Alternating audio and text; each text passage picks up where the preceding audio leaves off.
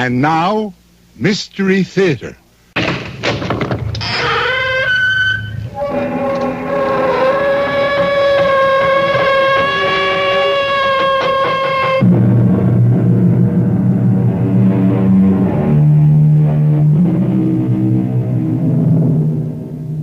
Come in. Welcome. I'm E.G. Marshall.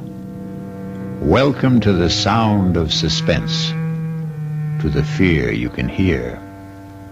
Welcome to the world of terrifying imagination. Our story is about a very old man living just outside a tiny village. A very old man whose long life has been lived close to the soil and close to the people he loved. People still living and people long dead.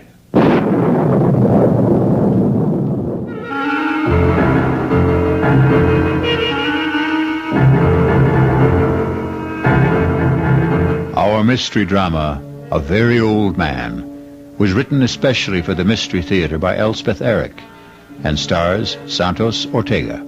I'll be back shortly with Act One.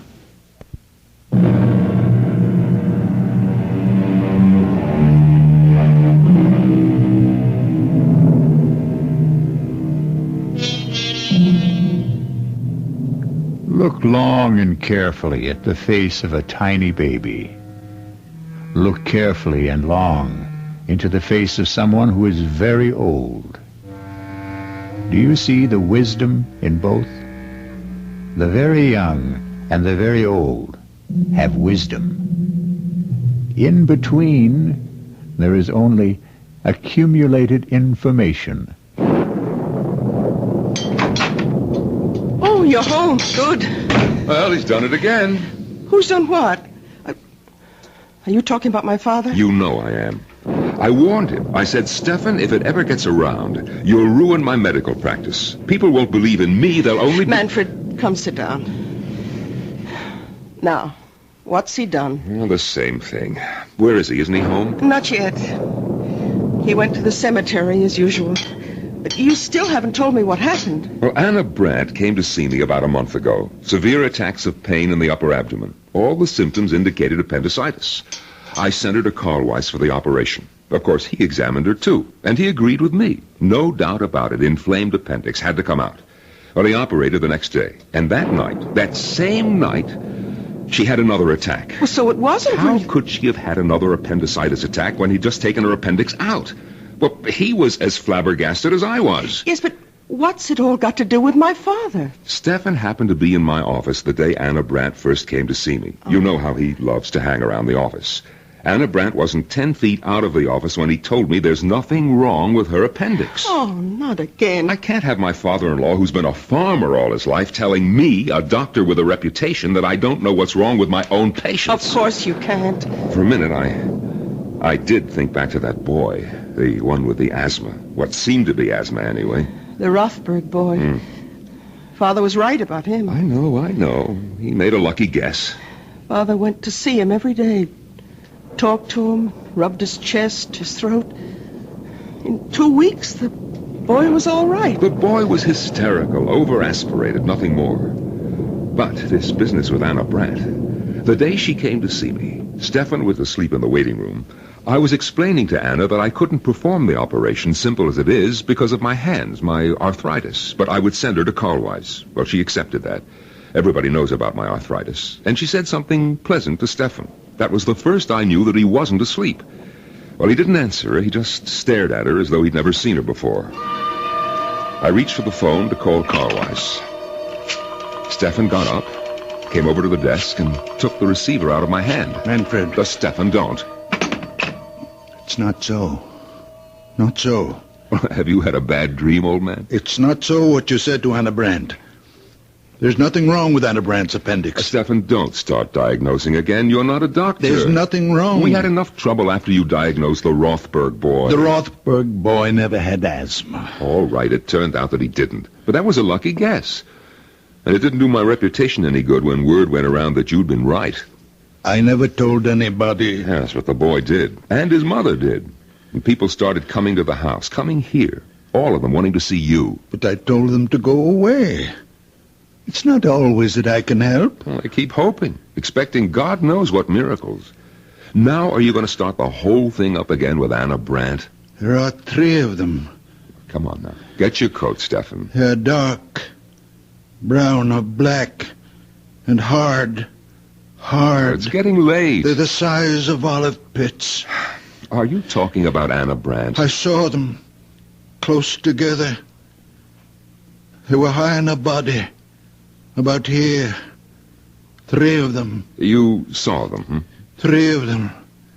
The size of olive pits, lying here, above the stomach, about here. Have you got X-ray eyes, Stefan? Is that it? No, my eyes are like everybody's. Well, then, what do you mean you saw them? Her body was transparent.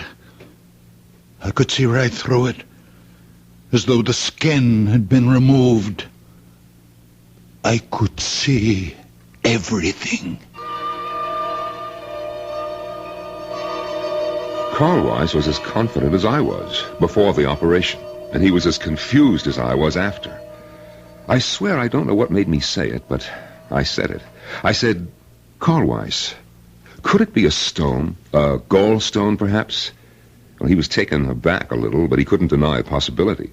Maybe a remote one, but a possibility. I felt like a fool, but I told him I thought he should go ahead. And he did. This morning. And he found? Gallstones. 3 of them. The size of olive pits.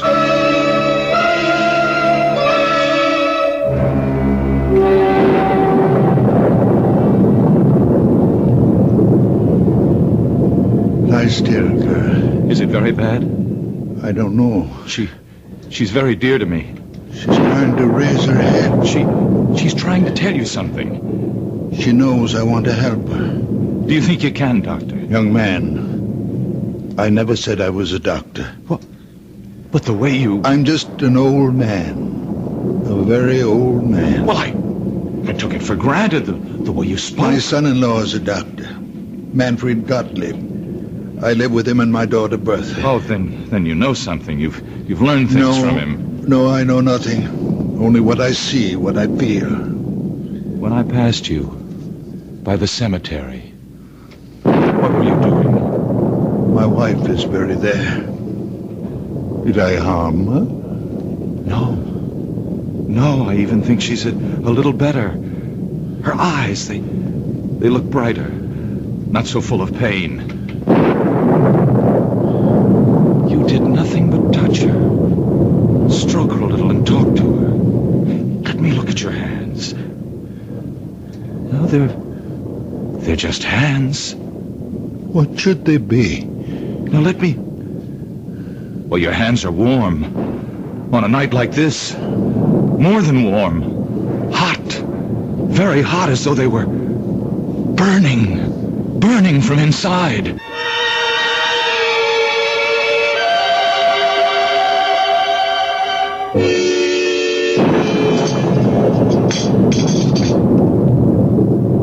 If it should get around about Anna Brandt... You don't think I'd tell anyone? Well, these things have a way of leaking out. Look, you're not going to tell Father, are you, that Carl Weiss found the 3 stones? You think I shouldn't? He wouldn't tell anyone. He didn't tell anyone about the Rothberg boy. It was the boy's mother who shouted it from the housetops. And look what happened. People showing up here. When he saw them, he hid in his room. And when they left, he went to the cemetery, sat by my mother's grave. You think that he's there now? Oh, I suppose. Sometimes he stays for hours. Oh, I wish he'd get home before the rain starts.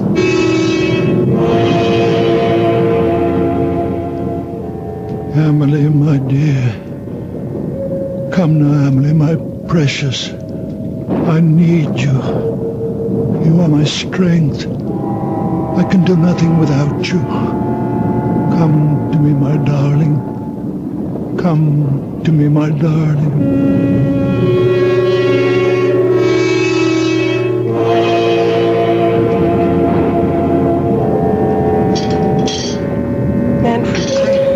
I don't want him to start thinking that any of this is real. He mustn't think that he has some magical power. Listen, if you treat him as though he were possessed in some way, he might begin to believe it, and then his mind...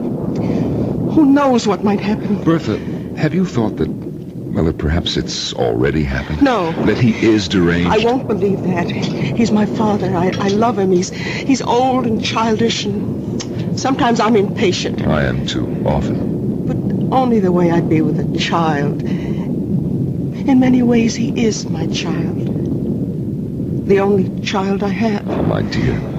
I thought you'd stop brooding about that. Oh, I have. I stopped last year when I turned 40. But that's why. Because I have no child, he's twice as precious to me. I understand. I do understand. You know that I'm fond of him. Then let's leave him as he is.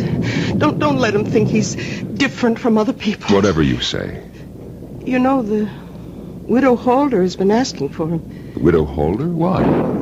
They keep telling me in the village that she has this great swelling on her head, big as an egg. Yes, I've heard about it. And she's afraid of doctors. Bertha, you don't suppose... The rain, it started.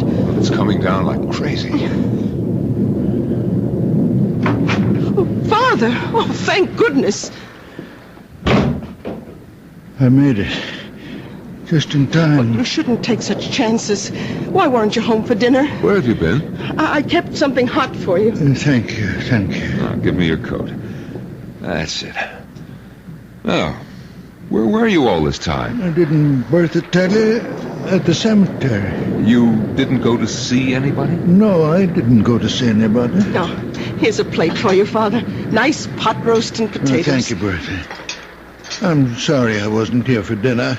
I lost track of the time. I ran into somebody. We talked a little. Oh. Manfred, let's go up to bed. Ah. Father, you'll be all right? Of course I'll be all right. Go to bed. Oh. Good night, dear. Good night, daughter. Good night, Steph. Oh, Manfred. Yeah?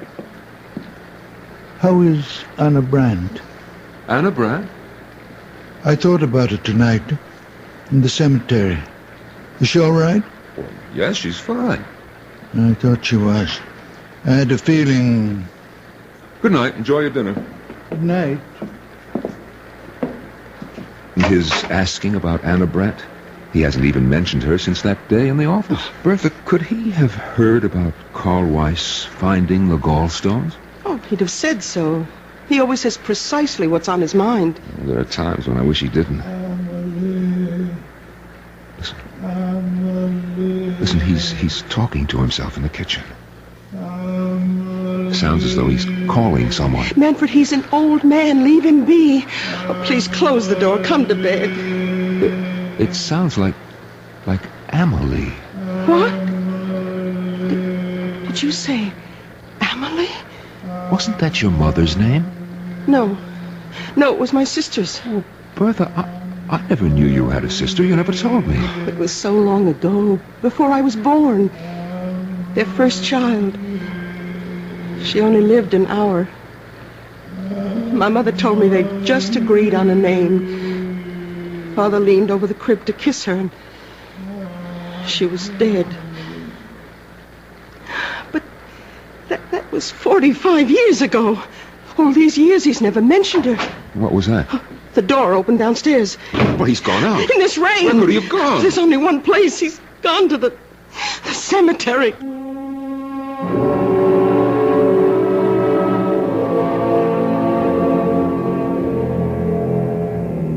When those around us cannot understand, where do we turn?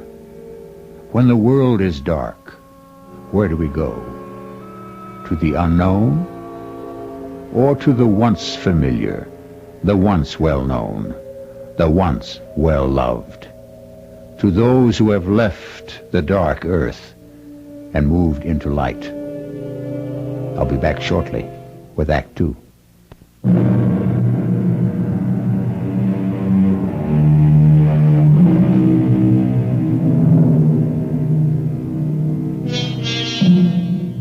Now come back with me to the story of a very old man and the people who loved him and could not comprehend him. or could not comprehend him because they loved him, or because they tried too hard. Breakfast on the table, Manfred. All right, darling. Oh, well, did you talk to him? He's still asleep. Oh, let him sleep. After last night. Yes, we're lucky if he doesn't come down with pneumonia. He was drenched, Bertha, soaked clear through. Lying across your mother's grave with the rain beating down on him, crying, Amelie, Amelie, as though his heart was broken. Amelie is buried next to Mother. Bertha, are you going to ask him about her? Oh, it's been so long, 45 years. You know, in all that time, I've never heard him say her name. Naturally, I never mentioned it. She died years before I was born. Your mother never talked about her? Oh, just that once. When she told me she wanted to be buried near her. And how she died. Manfred, she was only 1 hour old. Yes, crib deaths. They happen. We don't know why. They thought of naming me Amelie at first, my mother said. It's a pretty name. Now, who's that? So early in the morning. Yes. Is this the Gottlieb house? Yes, it is. And you're Manfred Gottlieb, Dr. Gottlieb? Yes, I am. But I don't see patients at home. My office is... Oh, no, I'm not a patient. The patient's outside. Well, bring the patient to my office in about an hour. No, there's no need. She's quite well. Completely cured. Well, then what's the point of... I hoped I could see the old man. Your father-in-law, is he? Stefan? What's this about my father? Madame, good morning. Beautiful morning, isn't it? After last night, all that rain. You wanted to see my father? If I may. Well, what about? He's asleep. Oh, I'm sorry. Well, when he does wake up, would you tell him the patient recovered and is better than ever? Lively, frisky, enjoying life to the full, romping in the fields. What patient is this? You said she's outside? Yes, right there. Look, the picture of health. I don't see any... You don't mean... Well, not the horse. Yes, my prize mare, my favorite. I thought I might have to have her put away, but your father, madame. Oh, yes, it's all due to him. Well, when was this? When did you meet Stefan? Last night, just before the rain started. Didn't he tell you? Oh, well, come inside. Huh? Have some coffee with us. Oh, thank you. Sit down. Manfred, get another cup. May I introduce myself? Otto Kraus. Well, I'm Bertha Gottlieb. This is my husband. Oh, but then my father must have told you. He lives with us. Your father is quite a man. Your coffee. Oh, thank you. Yes, you see, I was returning to the village, and I was passing the cemetery. Suddenly the mare sank to her knees. Her legs seemed to give way completely. And there she lay on her side in the middle of the road. I was frantic. I thought perhaps a stone bruise, but I looked at all 4 hooves. Nothing. And there I was, half a mile from home, my precious horse stretched out on the road and a storm coming up. And then I heard a sound coming from the cemetery. Someone calling a name. Was it Amelie? Yes, something like that. I shouted for help. In a minute, an old man appeared. Stefan. My father? Yes. I asked him to help me, but I wasn't sure he even heard. He seemed very distraught. He went straight to the mare, knelt down, and took her foreleg in his hands and started rubbing it very gently. He knew which one was hurting her. And after a while, the pain went out of her eyes. Couldn't understand it. It was something about the way he touched her. I asked to see his hands, and he held them out. And even before I touched them, I could feel the heat spreading out from them. Heat? What heat? Haven't you ever noticed the extraordinary heat from his hands? No, I can't say that I have. Oh, but it's true. His hands give off a warmth. I can't believe you've never noticed it. Well, it could have been on such a wet, cold night. It only seemed that way to you. You imagined it. Oh, I suppose that's possible, but I didn't imagine it when the mare got to her feet. Well, she was all right? I walked her home. I couldn't quite believe it all. I bedded her down. And this morning, all I could think was I must tell the old man about it. There are stories going around about him in the village. Perhaps you've heard some of them? Well, I'm only here on a visit to see my aunt. I don't live here. Well, he doesn't really do anything. He's just around, and people love him. They like to think because he's such a sweet old man that he can do things doctors can't do. And because he's such a very old man, we wouldn't want him to start thinking that there was anything miraculous about anything that happened quite naturally. Well, you think it might affect him? Might affect his mind in some way? He's a very old man. It could happen. Well, I suppose it's possible she wasn't really lame. Of course it's possible. Only ask him, will you? About his hands, those amazing hands. Yes, we'll ask him. I mean, giving off that heat, I felt it, you know. Well, I'll be getting along. My aunt's expecting me. Well, we'll tell him you stopped by. Yes, I wish you would. Tell him, and please, tell him thanks. We'll tell him. Do you think we should wake him? Come on, it's time. Yes. We have to tell him about the young man. And the horse. But we won't make anything out of it. Nothing at all. Just say that he dropped by. To say thanks, yes. Father? Stefan, are you awake? What time is it? Oh, it's almost 9 o'clock. Why aren't you at your office? Well, it seems that a young man stopped by to see us, Stefan. Well, actually, Father, he wanted to see you, but we told him you were sleeping. Why me? Well, it seems he met you on the road last night. Had a horse. A mare it was. That's right. The horse had a swelling. Do you feel well enough to get up now, Father? I think so. You're sure? After last night? I'm all right. All right, now just let me help you out of bed, Stefan. Yeah, I can manage. Give me your hand. Come on. That's it. Yeah. Here are your slippers. Yeah, I'll go splash some water on my face. And then you'll have breakfast. Bertha, his hands are as cold as mine. Colder. That young man did imagine it about his hands. Well, you know how it is. If your hands are cold, anyone's feel warmer, even if they're only a little warmer than your own. And he'd been riding back from the village on horseback. Yes, so of course his hands were very cold. Of course. My head is clearing a little. Oh, good. I'll go down and have some coffee ready for you. Thank you, Manfred. And 2 eggs. 4 minutes. Your clothes are on the bed, Father. Thank you, Bertha. Father, last night when Manfred and I came up to bed and you were eating your supper, anyway, that's what we thought you were doing. It's what I was doing. Well, we heard you talking. Was I talking? Well, you kept saying, we heard you say, Amelie. I said what? Over and over. Father, were you talking to Amelie? What do you know about Emily? Only what Mother told me. What did your mother tell you? That Emily died. That she only lived an hour. She was our first child. 45 years ago, Father. She died in the crib.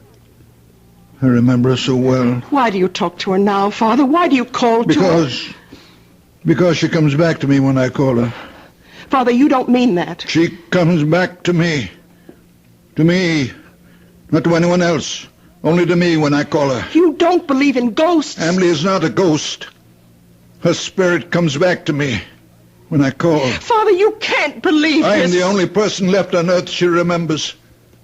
Her mother is dead. The midwife is dead.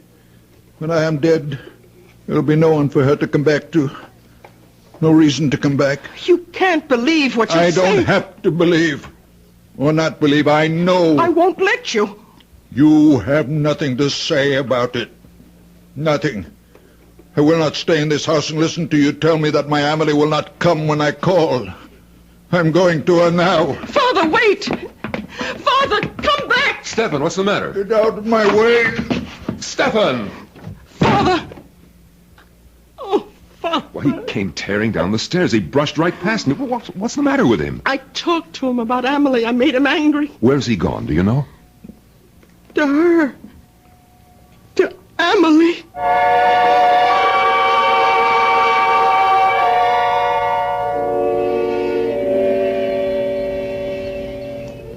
Emily, I need you, darling. Come be with me, my darling. Your father needs you. I need you, my sweet Emily. Old man? Oh, my Emily. This is Stefan? Emily. Stefan, can I help you, old man? No. You remember me, don't you? From last night?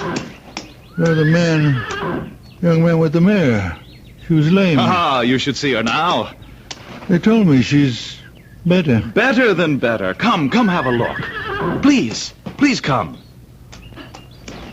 Look there. Look at her. Isn't that fine? Not a sign of lameness. I came to your house a little while ago. You were sleeping. They told me you were there to say thanks. There was no need for that. Oh, I'd like to do more than just leave my thanks. I'd like to invite you to my aunt's place. Oh, no, I couldn't. No, I'd like you to meet my aunt, please. Your aunt won't mind? No, not a bit. Come on, we'll both ride the mare. Here, I'll give you a leg up. You're sure about your aunt now? Oh, she'll be delighted.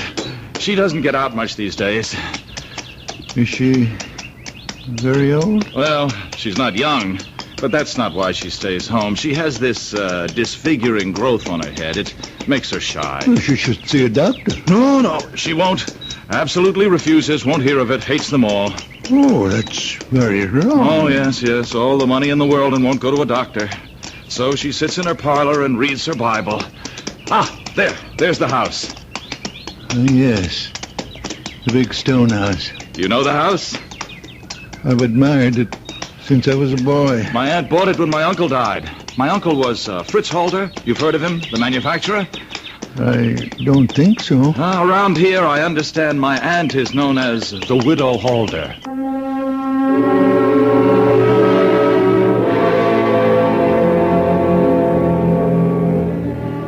Some folks are afraid of one thing, some are afraid of another. Everyone who's afraid wants to run and hide. It's natural. Most natural thing in the world.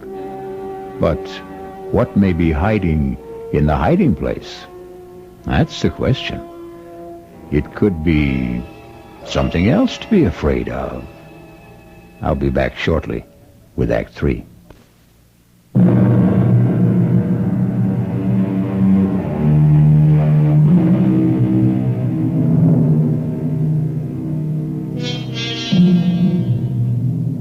A very old man is mounting the steps of a big stone house in the company of a very young man whose aunt is known to the village as the Widow Holder.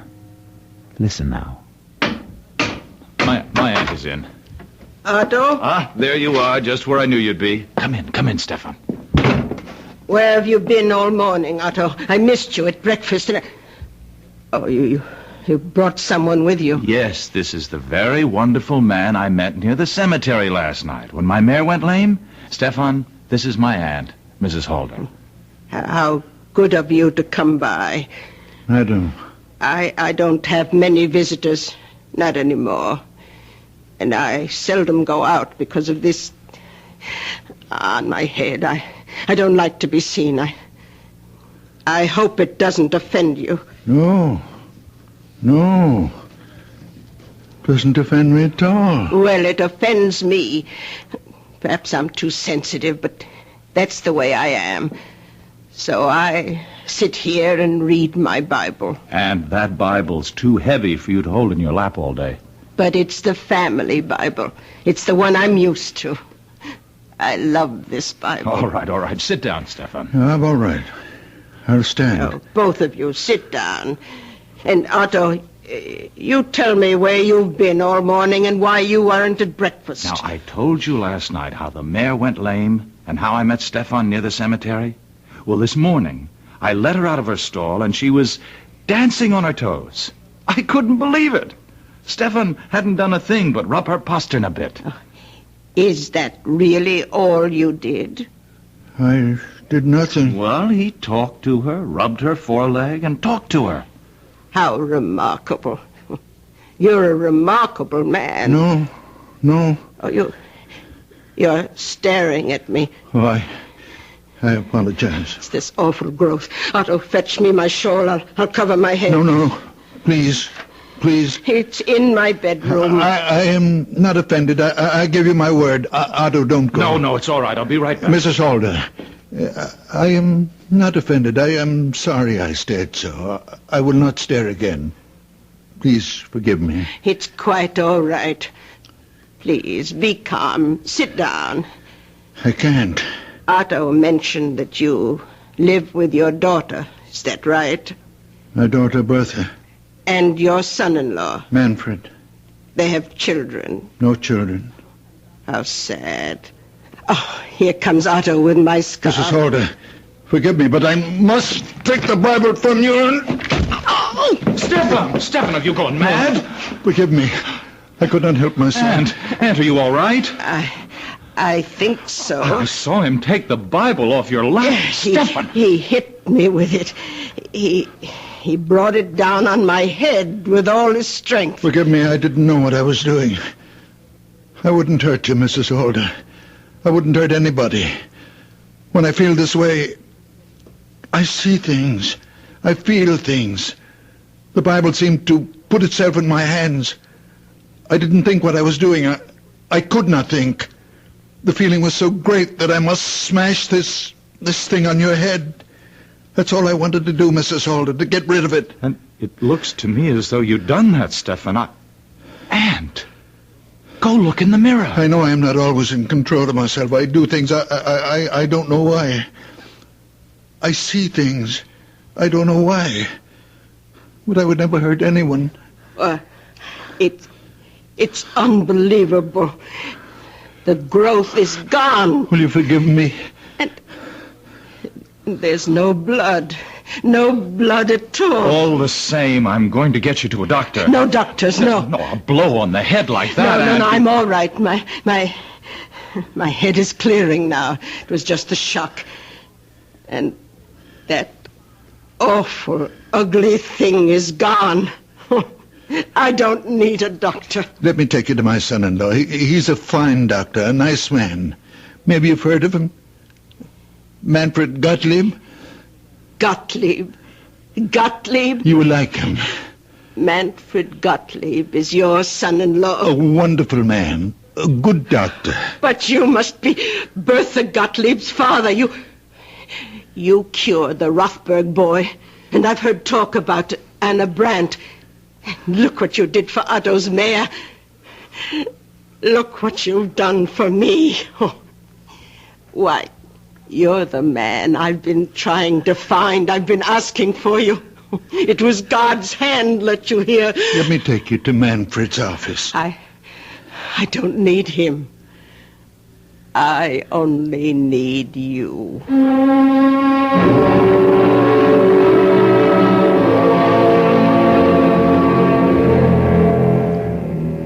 If I've hurt your aunt in any way... We'll soon know.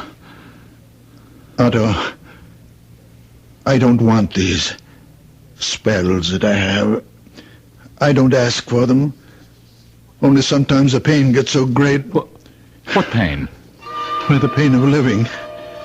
When it seems more than I can bear, I go to the grave of my wife and my baby daughter, my Amelie. And I call to her, my little one, who only had 1 hour of life. And she comes to me and gives me comfort and courage and belief. I believe that even though I can do nothing about the great pain of living, there are other pains, and I can do something about them. I know I'm not quite myself when I'm like that. I know I'm not really strong or courageous. But when the spell is on me, the people in pain, they become transparent. You mean you can see through them? I do see through them. How do you explain your hands? Just hands? Oh, no. The night you massaged the mare, I took hold of your hands and they gave off a glow, a sort of radiating warmth. I know, I felt it. They burned like a steady flame. Perhaps I grow feverish when Emily is with me. Now, you go home and rest, Mrs. Holder. Come back in a few days and I'll change the bandage, or you can do it yourself.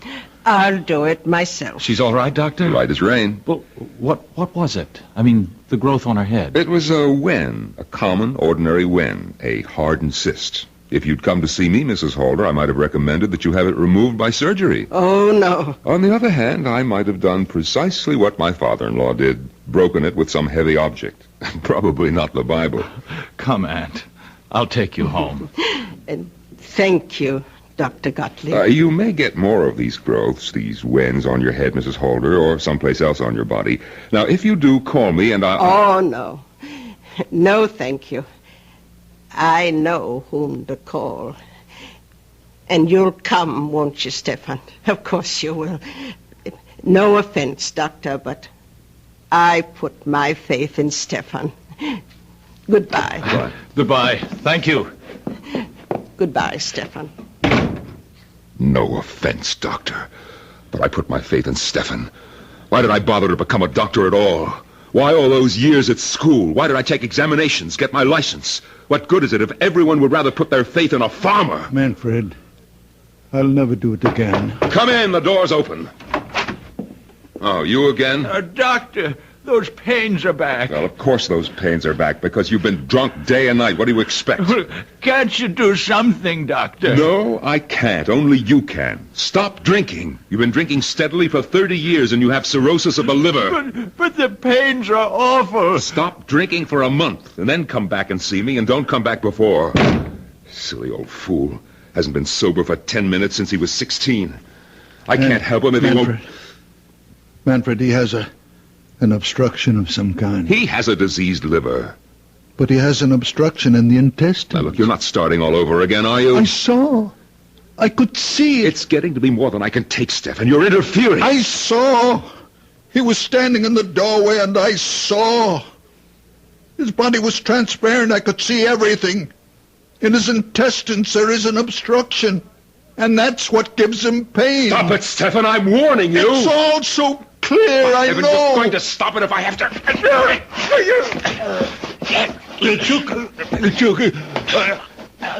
Manfred, take the hurt on my throat. Stefan. Oh, Stefan, I'm sorry. I didn't mean to do... Stefan. I'm all right. I'm all right, man. I'm all right. Let me loosen your shirt.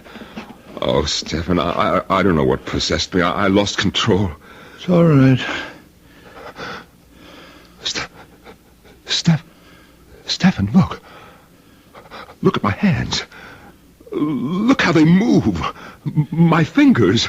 No pain from the arthritis. What does it mean? It means... Well, it must mean the arthritis is better. It's gone, perhaps. Oh, Manfred. The way I unbuttoned your shirt. So fast.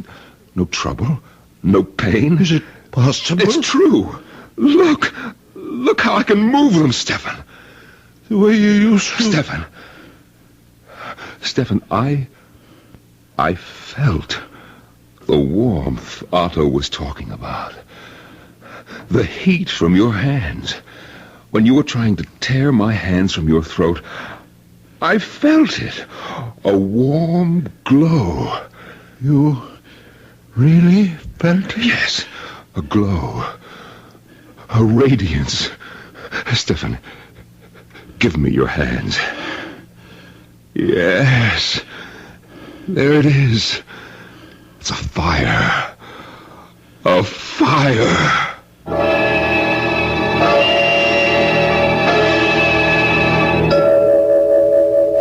Bertha!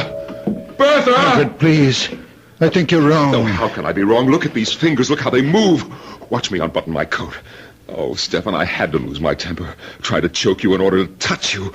I might have killed you. Oh, you wouldn't Where's have. Bertha? Bertha! Manfred, you're excited Excited? I'm delirious. I can go back to surgery. We'll be rich again. Our lives will change. Yours, too. I don't want my life changed, Manfred. It means my daughter thinks me mad, deranged. Oh, she won't. It's only when my Amelie is with me, my little one, that I seem. It's Amelie who gives me the power. Bertha, where are you? Are you upstairs? I'm nothing without Amelie. It's her innocent soul that enters into me. What are you doing home at this hour? Bertha, where were you? Oh, I was taking a nap. Bertha, look. My hands. Look how my fingers move. What happened? Your father happened. His wonderful hands. Bertha, you remember the young man with the mare? How Stefan put his hands on the mare's foreleg and the mare got up and walked? We don't know that. It's true. You haven't seen the mare? It happened to me, believe me. I can't. I didn't believe it either, but then Mrs. Holder came to the office. Mrs. Holder? Yes, she's the aunt of the young man with the mare. Stefan went to see Mrs. Holder. He didn't. Her nephew took him there, Bertha. And Stefan broke the wen on her head with a big Bible. Oh, no. He did right, Bertha, right. It was only a wen, and he was right. He didn't know what he was doing, and he was right. Manfred, you must stop this talk. Bertha, after Mrs. Holder left, an old patient of mine came in. The man has been a drunk for years. I was sure his liver was enlarged, diseased. I sent him away. And then your father said, Manfred, you are wrong. The man has an obstruction. His intestines are blocked. You believed him? No, I didn't believe him. I was out of my mind with rage that he would dare to tell me that I was wrong. But Bertha, I took him by the throat. He tried to tear my hands away, and it was then. Bertha, it was then that I felt the heat. The blessed heat from his hands entering into mine. And now look. Bertha, if he can use his hands, be happy. Father, how long will it last? How can I know? Your moods, your spells, they've bewitched us all. I never meant harm. Oh, they've got to stop. I want you to stay away from the cemetery. I'll stay away. I'll watch you every minute. If you like. I won't let you out of my sight. I'll treat you like a child. As you will. Because you are a child. I am a very old man. From now on, you're my child. No. From now on, you will have your own child. A real child. Not me. What? I can see. The child is growing inside you. Soon you'll know it yourself. Next spring, you will bear your child, and it will be beautiful. A little girl. And you will... I hope you will give her the beautiful name of Emily. Father! Then my Emily can rest. I won't have to call her anymore. She can rest.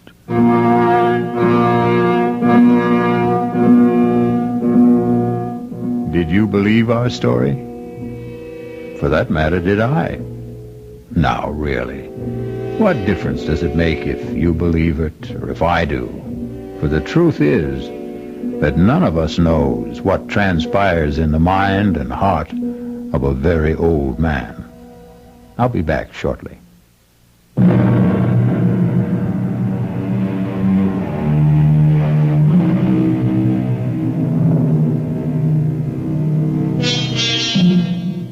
Ever happen to look up the word murder in a dictionary?